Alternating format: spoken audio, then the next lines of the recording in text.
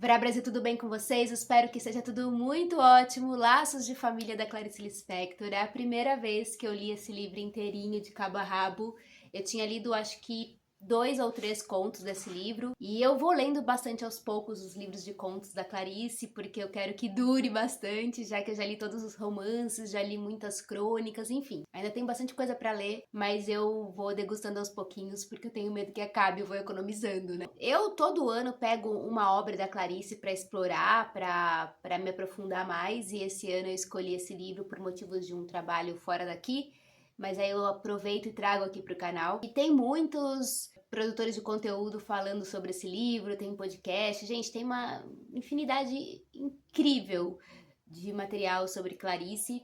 Então, talvez seja um pouco mais do mesmo eu falar sobre esse livro, mas eu queria trazer um pouco das minhas impressões, falar um pouquinho sobre ele, e no final eu vou falar sobre um projeto que eu quero fazer com esse livro e quero ver se vocês gostam da ideia. Laços de Família é um livro de contos, como eu disse inicialmente, né? Tem 13 contos aqui nesse livro. Esse livro foi publicado em 1960, depois de uma árdua busca pela edição desse livro. Então, os contos desse livro foram escritos bem aos pouquinhos, né? Entre ali os anos de 1946 a 1952. A Clarice foi escrevendo aos pouquinhos e alguns textos eram publicados em jornais, em outras coletâneas, enfim, mas ela nunca tinha reunido esses 13 contos juntos. E teve um problema até esse livro chegar à publicação por conta da questão de direitos autorais, que os direitos estavam com o MEC. Aí ela precisava da liberação disso para conseguir finalmente publicar, e aí em 60 finalmente ela conseguiu. E em 1961 ela ganhou o Prêmio Jabuti na categoria de contos, novelas e crônicas. Eu não sabia dessa informação, que a Clarice tinha ganhado o Prêmio Jabuti. Premiar um escritor, uma escritora em vida é muito importante pro artista, né, no caso. E uma característica que eu acho que é bastante importante de dizer é que esse livro foi escrito justamente pós Segunda Guerra Mundial, e isso de alguma forma influencia no modo de vida das pessoas, né, na forma como a gente enxerga o mundo. Não que a Clarice vai fazer uma literatura social, política, né? Existem várias discussões sobre isso.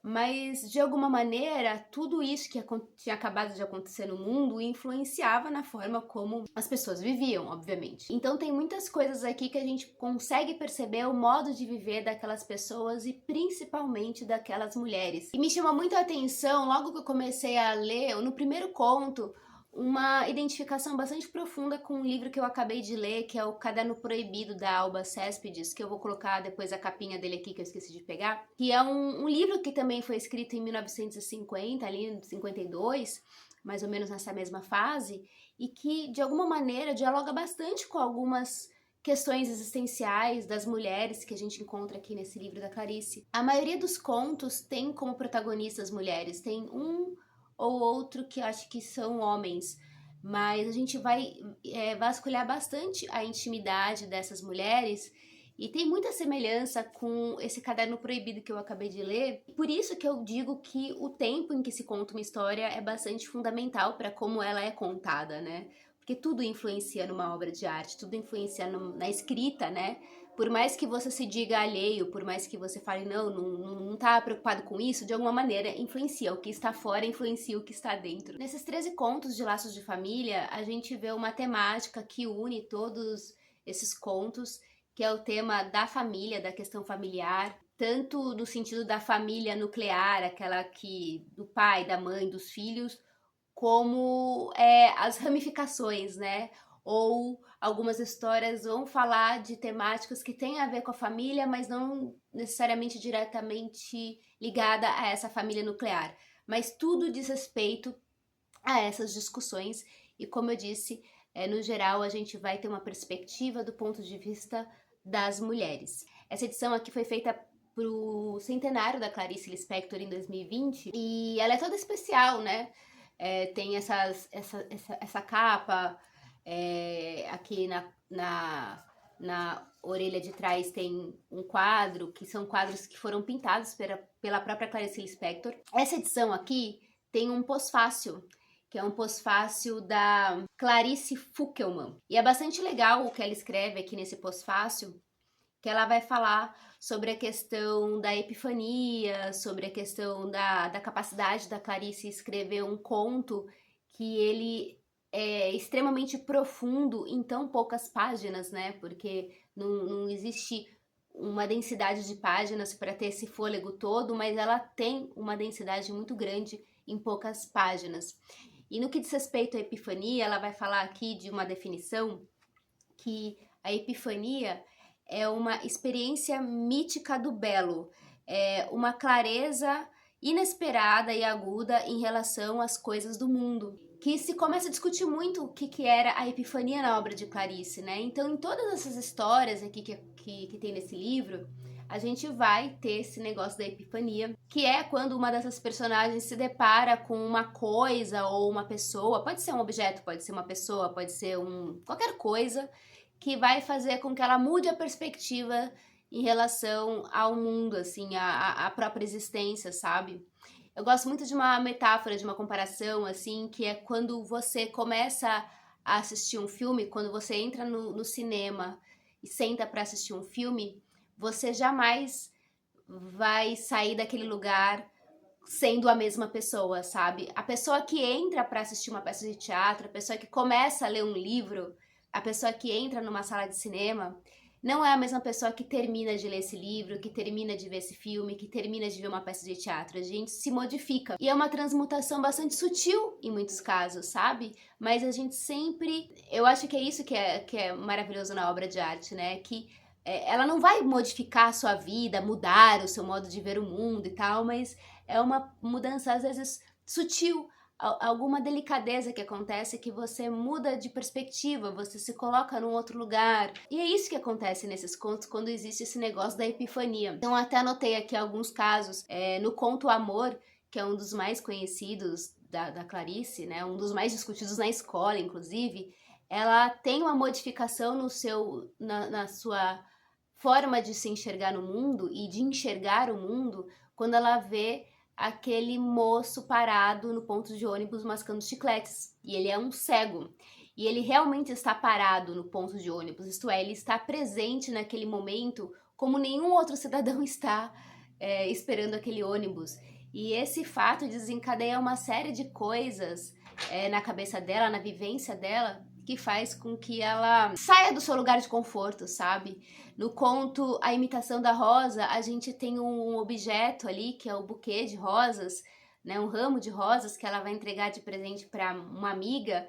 E quando ela vai entregar esse ramo de rosas para a amiga dela, ela desencadeia uma série de pensamentos em relação à sua existência, à beleza das coisas, e é muito bonito esse conto, é muito sutil também a transformação que acontece nela, ao mesmo tempo também contemporâneo o estado dessa mulher, né, que tá ali naquela casa, naquele apartamento, com aquela rosa, com aquelas elucubrações todas. Eu achei esse conto fantástico, foi a primeira vez que eu li. No conto Preciosidade, a gente tem uma história de uma adolescente. Eu achei tão fantástica a atenção da Clarice em relação a um tema tão sensível que é o assédio, né? Então ela também tem essa mudança de realidade quando ela é assediada por dois rapazes mais velhos no meio da rua. E a cena é de uma atualidade tão profunda, sabe? Eu lembrei quando eu li esse conto de tantas situações assim que eu tenho visto nos jornais, sabe, de mulheres no elevadoras que de repente um homem passa a mão nas partes íntimas delas.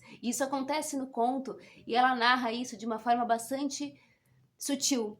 Isso é muito louco, né? Porque é um tema absolutamente forte e ela narra com muita poesia, né? Com muita delicadeza. Eu tô até sendo repetitiva nas palavras, mas é porque é essa sensação que eu tive em relação a esses temas que são tão profundos e tão densos, né? Pesados. Porque esse conto é muito pesado, na minha opinião, sabe? Eu acho que com uma mulher, todas as mulheres vão ler esse conto e vão se identificar ali naquela passagem, né? De quando você é uma garota e se transforma numa mulher perante a sociedade, você se dá conta disso, que seu corpo acaba sendo um objeto perante a sociedade. O conto Búfalo, por exemplo, que é o último conto desse livro, ela tem aquele momento de epifania quando ela olha para aquele búfalo e aquele búfalo olha para ela e ela que tá procurando como que sentir o ódio dentro do seu corpo, ela vivencia esse ódio naquela troca de olhares com o búfalo. É uma cena muito forte, muito impactante, enfim. Cada conto tem a sua forma de tratar esse desencadeamento de coisas que acontecem depois que você, tipo, dá um clique na sua cabeça. Você olha para uma coisa e fala assim, nossa, como que eu não tinha visto o mundo dessa forma, sabe? Tem uma coisa muito interessante que acontece nesses contos, né? Existe um lance da arquitetura, né? De onde essas coisas acontecem. Esses momentos de epifania, esses momentos de um suspiro de lucidez em relação a algum acontecimento, no momento de profunda intimidade. Então essas personagens estão no seu momento mais íntimo, sozinhas. E é muito interessante observar isso quando a gente pensa nessa mulher dos anos 50, né? Inclusive nas mulheres de agora, de 2024 também. O quanto que é importante esse lugar da nossa intimidade, do nosso espaço, né? Então são mulheres que, de uma maneira geral, elas são casadas, têm filhos, são donas de casa, têm que desempenhar a tarefa doméstica e tal. E então tudo isso é tão atribulado no seu dia a dia que elas não têm esse momento de intimidade. E quando elas conseguem esse momento de intimidade, é daí que vem esse lugar da epifania, do deslumbramento com alguma coisa que não tinha se percebido antes. Então é muito interessante esse lugar do interior, né, que é esse ambiente doméstico, e do exterior. A casa é o ambiente seguro, onde a sua vida está ali posta daquele jeito cartesiano que nada abala aquele espaço. E quando você vai para o ambiente externo, você vai para um abismo, você não sabe o que está te esperando, você é acometido pela surpresa da vida, né? Indo de encontro ao misterioso da vida. Tem 2 contos desse livro que eu acho bastante intrigantes e bastante profundos na maneira como ela trata as personagens, né? Como ela escreve, compõe essas personagens. Uma é da história Feliz Aniversário, que é uma grande festa de aniversário para a grande matriarca dessa família, que está completando 89 anos, e ela reúne ali naquela casa, naquela festa, os filhos, as noras, os netos, bisnetos, enfim, e eles tratam aquela senhora ali como um bibelô, como uma coisa, e ela fica ali parada, séria, o tempo todo, diz pontualmente 1 ou 2 palavras.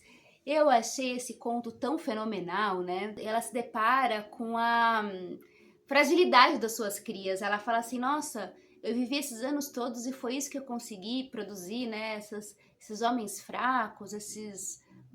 Sei lá, ela não fala assim, homens babacas, mas ela tem um pouco de tristeza de pensar que ela não tem uma prole muito bem sucedida, sabe? Ela olha para aquilo, é tão maravilhoso, porque a gente vê ali um rancor, um ódio, uma desesperança em relação àquelas pessoas todas. Eu até lembrei de um filme do Thomas Vinterberg, que é o Festa de Família. Até já comentei em outros vídeos sobre esse filme, que é um filme que vai trazer todos esses podres da família. É lógico que não tem nada a ver com o universo de Clarice, porque a Clarice aborda essas relações familiares de maneira muito mais sutil, sabe? Não é tão escancarado, assim. Tem um conto aqui que chama A Menor Mulher do Mundo, que eu já tinha lido esse conto algumas vezes. Inclusive fiz um vídeo há um tempo atrás aqui no canal falando só sobre esse conto. E esse é um conto que também me intriga muito, que vai falar, né, de um pesquisador que ele tá fazendo uma pesquisa na África, no Congo, e de repente ele descobre uma tribo de pigmeus. E ele descobre que no meio dessa tribo tem uma pigmeia que tá grávida, ela tem 45 centímetros, e ele faz uma reportagem de jornal sobre ela. Quando essa reportagem vai pro jornal,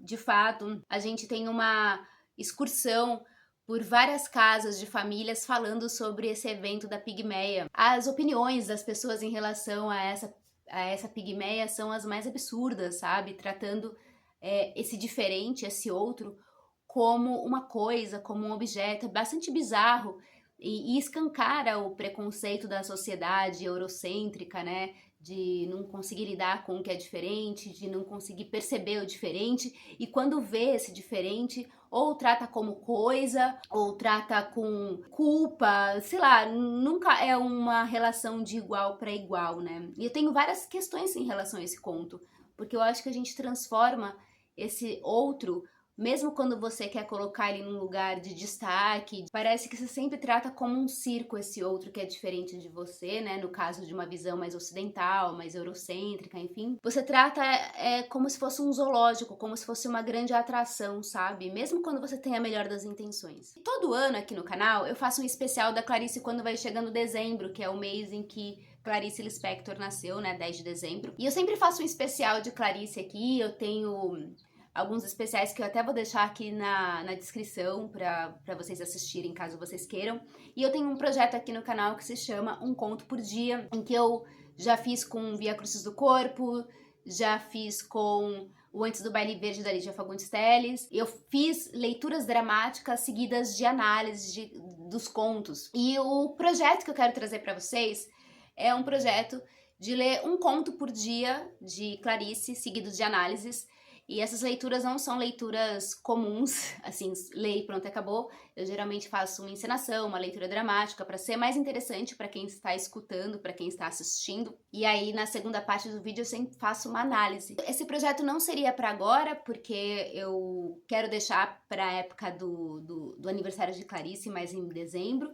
Mas eu faria 13 dias seguidos de leitura de um conto por dia. Então, se você gostaria de ver esse projeto aqui no ar, no canal, em dezembro, coloca aí nos comentários eu quero, porque se eu ver que tem bastante interesse, eu vou me empenhar ao máximo para fazer esse projeto acontecer e dar certo. E eu convido todo mundo que está assistindo esse vídeo de assistir os outros projetos que eu já fiz, para vocês terem uma ideia, né, quem não conhece, como que funciona. Conta aí para mim nos comentários se você já leu esse livro, quais são suas percepções. Me diga nos comentários se vocês querem o projeto ou não, escreve aí, eu quero. E a gente se vê no próximo vídeo. Um beijo imenso pra vocês e tchau!